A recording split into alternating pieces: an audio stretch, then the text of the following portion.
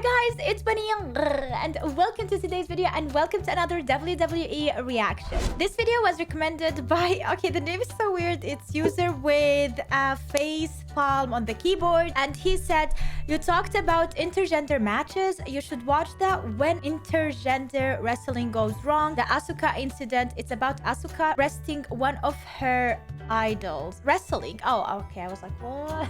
Wrestling one of her idols, and many people think it goes too far. I would love to see and hear what you think about this. Keep up the good work. Love to watch your videos. Thank you so much, user face in the keyboard on the keyboard. Melisari actually replied, nah, that video is a good way to drive people away from wrestling.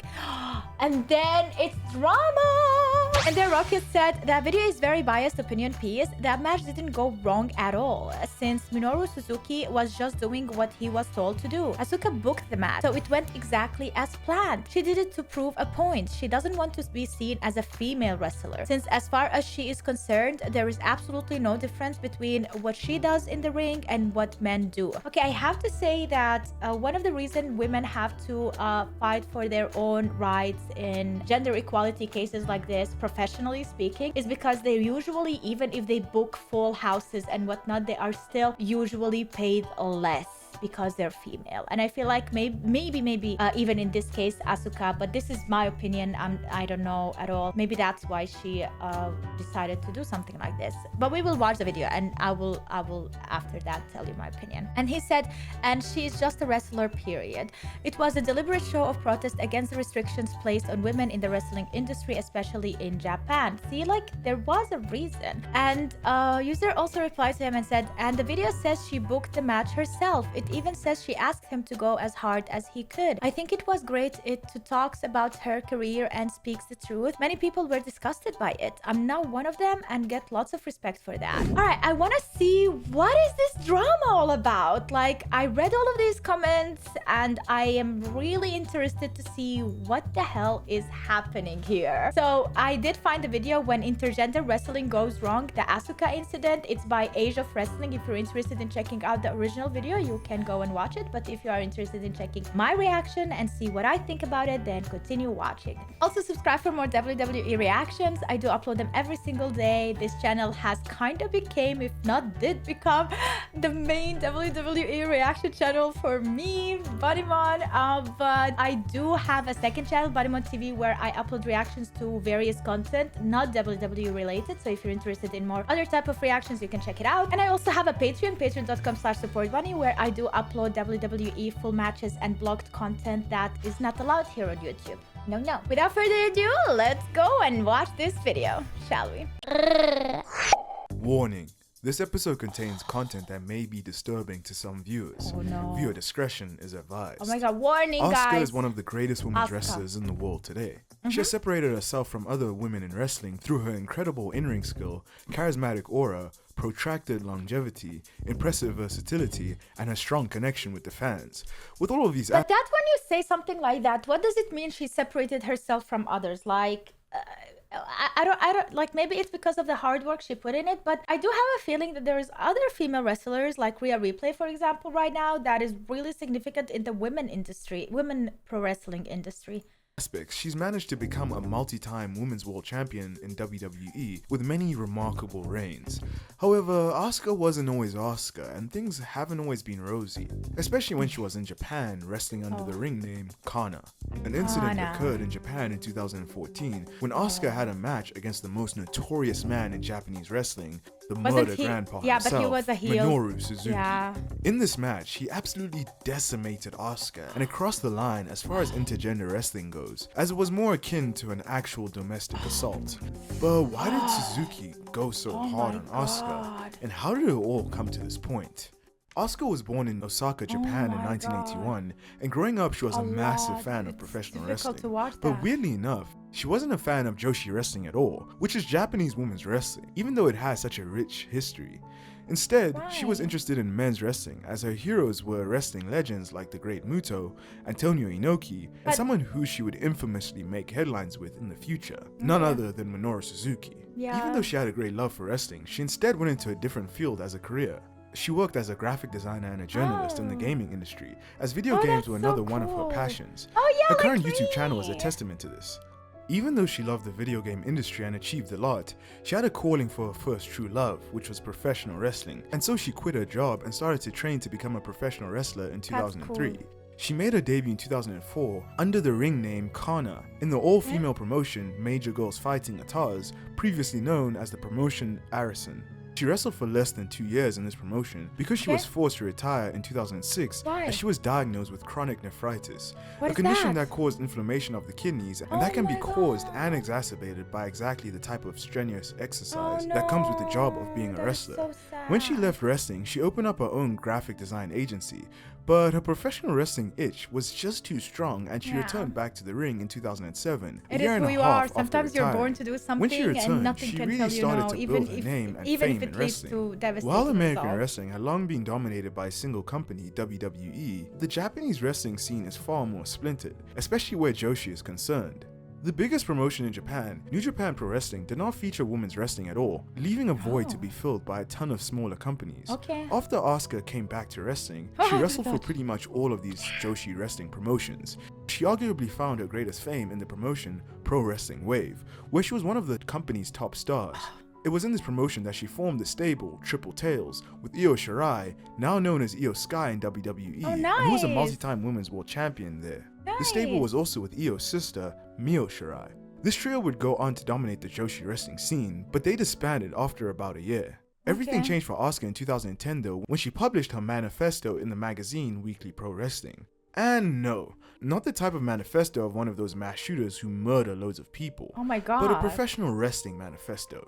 Through this manifesto, she explained how she was largely disillusioned and disgusted with the Joshi wrestling scene, which she found overly stylized and more focused on how the woman looked rather than the product itself. I feel like in Asian culture, it is the beauty standards and beauty is so important to the even to the extent that it is so normal to not get hired somewhere just because you don't look a certain way, and that is a big no-no in Western society. But at least that's what I heard. I'm not sure if you are Asian or you think I'm saying things that are BS. Let me know in the comment down below. That's just my opinion. She also trashed her fellow Joshi pro wrestlers, not only for their personalities, but also for their wrestling. Asuka basically went full savage mode on the Joshi wrestling scene. I love this. So here you got a hotshot Joshi and Asuka, who had only a few years experience wrestling, calling for a notion to improve the Joshi wrestling industry. Even though there was nothing inherently wrong with what she said, she was in most folks' eyes a rookie overstepping her bounds by burying the Joshi industry by pointing out its very blatant flaws. This is a no-go in a Japanese society that values conformity, age, and seniority. This manifesto managed to not only get her on the bad side of her peers, but promoters too. She was crucified in the media for this and was also accused of being too stiff and dangerous in the ring. Funnily enough, this manifesto shot Asuka right to the top of the industry because so everyone cute. essentially So hated nice, her right? and wanted to see her get a comeuppance. Oh, no. All of this caused her to begin producing her own shows around this time under the banner Kana Pro. The fact that she was able to pull big crowds in Japan based off of her name and the other wrestlers she invited to wrestle on her cards just showed how talented and how popular she actually was in the Joshi wrestling scene. She was still hated by her peers and promoters though, so much so that she even claimed that Stardom is an organization that was created to defeat me. Stardom was co-founded in 2011 by one of Asuka's biggest enemies, Nane Takahashi, with whom she had real-life beef with and even allegedly got into a backstage fistfight with years prior. Even though Stardom at that time was not as big as it is in this day and age, Asuka was essentially blacklisted from the company and not allowed to wrestle there. But that didn't matter though, as she was still getting booked across Japan, because she could draw very well. She was also getting booked in the United States for promotions like Shima and Chikara, with some of her most notable opponents on the American independents being Sarah Del Rey, Mia Yim, Nikki Cross, and Athena. What also helped her in her popularity was the gravures that she released. These are basically very racy modeling videos, featuring her in a bikini in various compromising positions, doing various things that shall not be delved into on this video. It's definitely too hot for YouTube. What also helped her with her popularity? Why is it a thing? Why is it a thing that women become more successful when they accidentally release some type of content like that? Why? Like, Kim Kardashian, now Asuka, Miss Khalifa, Mia Khalifa, I don't know exactly, but like, why, guys? Why is that? Gets me mad. It really makes me mad. Two new gimmicks that she created and debuted in 2013, Kana Zombie and Kana Clown. She used to wear nightmarish makeup, making her look That's almost scary. demonic. There was a menacing dark aura around her, and she was not only scary to look at, but behaved in a similarly disturbing fashion. The poison mist was also a prominent feature for her arsenal. Her current gimmick now in WWE is a callback to this version of Kana. This portrayal of her character was a super smash mega hit and caused her popularity to grow even more. And just like that, she had won over Joshi wrestling as an industry. They preyed on Asuka's downfall, but all she did was rise to the top. She had so much influence and was such a big draw that it was hard for anyone to criticize her. She could be a lovable babyface who was funny and relatable, or a terrifying heel that made you uncomfortable with like fear Harley or Quinn, hate. right? That is what made her so special. Her creativity and charisma shot her to the top, and she was the type of wrestler who was willing to be They bold. like a nice, crazy girl. I guess that's the thing. Yeah. You gotta admit it. There is something about that is fun. And take risks. She wasn't in it for the money or to be champion. Oh my god, she was putting wrestling her whole because she loved booty it, and fans could tell, She even so they farted. gravitated towards her. She was also very into intergender matches, as she wrestled various men before. This led her to a self-produced show, Kana Pro Mania Reach, in 2014, where she booked herself in a match, teaming with pro wrestling Noah mainstay Naomichi Marufuji versus Joshi legend Maiko Satomura, and the most notorious man in all of Japanese pro wrestling, and he destroyed her. and one of her heroes growing up, the wrestling king himself, Minoru Suzuki. Suzuki at this point forged a reputation all over the world and in Japan as one of the toughest and most badass guys in wrestling. Yeah, I did watch, I don't know if it was like a documentary per se, but I like most hated wrestlers, and he was one on the list. But the thing about him, his whole life he was heels, and then by the end he showed a bit of baby face, which really presents to you that it was all an act, it was all a persona, and that actually this guy is nice. Because a lot of other guys that were on that list were also meanies in real life too. He's a sick Everything starts off normally as Suzuki and Asuka make their way to the ring. The match begins as normal and everything is standard, but then whenever Asuka and Suzuki are wrestling, it's a little bit stiff. Nothing too crazy, but still stiff nonetheless, as he whacks her with a knee to the face and gives her very stiff elbows that rock her. She tries to fight back, but clearly she is no match for Suzuki, as he is bigger and stronger. Her offense on him is no sold, and Suzuki is straight up manhandling her. But still, it's nothing too out of the ordinary and is often seen in intergender matches to get heat for the man. But then almost 20 minutes into the match, in the end stretch, things start to cross the line. Asuka tries to fight Suzuki once more, and once again, he no-sells it. She eventually starts to get some offense on him, and he seems affected by her moves. This is a big mistake though, as Suzuki gets up and gives her one of the worst headbutts given from a man to a woman in wrestling. Suzuki then proceeds to drag her lifeless body around by her hair like she's a ragdoll and proceeds to slap her while he's on top of her.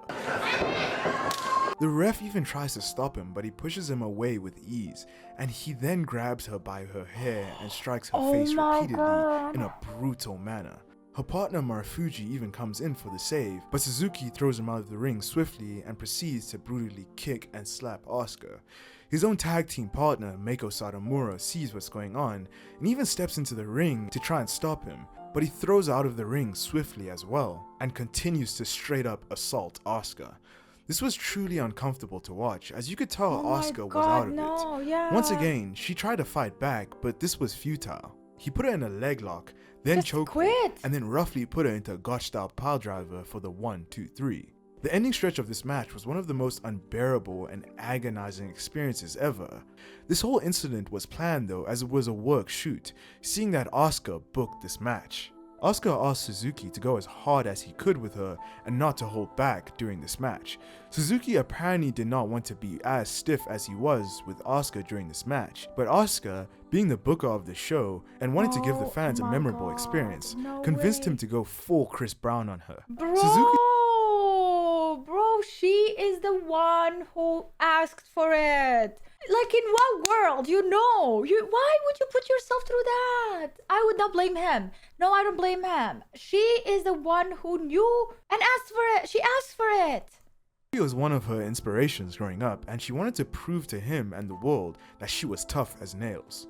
He went through with it, as we could see, and afterwards he said that he respected her more for taking such a vicious beating from him. Even though this was all planned, it was still definitely too far. This is why intergender wrestling gets such a bad rap. It's because it can spawn moments like this where it goes beyond the realms of wrestling. Yeah, it's just so difficult to watch. Like, there is unease in me when I see that. Even though if it was a man there, I'd be like, oh wow, like, he can handle it. But like, it's so unfair. And when something is so unfair, it doesn't even matter if it was a guy. Okay, like, I'm not gonna make that comparison. I feel like people will, but it's so unfair. Like, it really, you can see that it is unfair, and it hurts me kind of physically, even though I'm not physically being hurt, but like emotionally, something in me is like begging for this to stop. And there is no changing that. That will forever be in my nature, that I will forever feel like that. There is nothing that can prove me differently. And plain and simply just gets too real. Japanese wrestling is notoriously stiff, but it should not cross over into intergender matches to this extent. It's not even a thing of projecting Western values on Japanese wrestling, but wrong is wrong, and this was just plain wrong.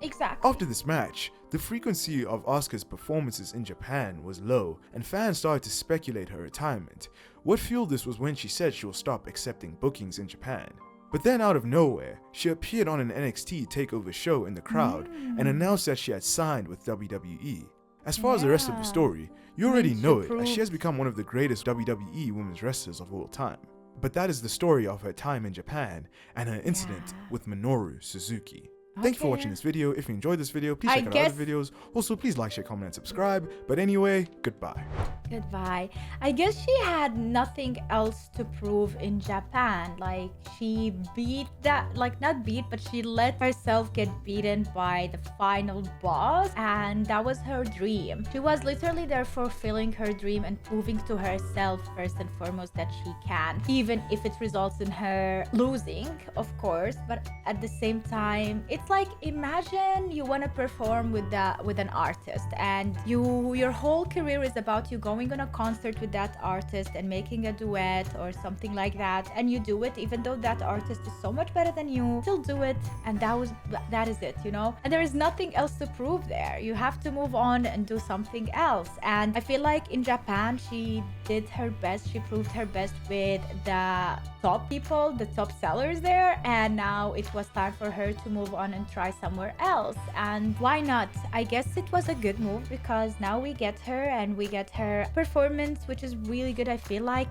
it is stiff, but that sometimes is missing in female wrestling in WWE. And I hope that more people learn from Asuka and more careers are similar to hers in WWE for women. Although please, no more intergender, unless there is like tricks and maneuverings around that. I know that the woman is not getting really beaten, but she's using her mind more to win a match, because that is the thing also in WWE, you know, you can sometimes win a match just by tricking your opponent without lifting a finger. But that is it. Thank you so much for watching. I hope you enjoyed this video. If you did, make sure to like this video, subscribe for more, and try to share it without even sharing. Try to go to share and copy the link in the share. And that's it. Have a wonderful day. I love your faces, and see you tomorrow in a brand new video. Bye. Cheers.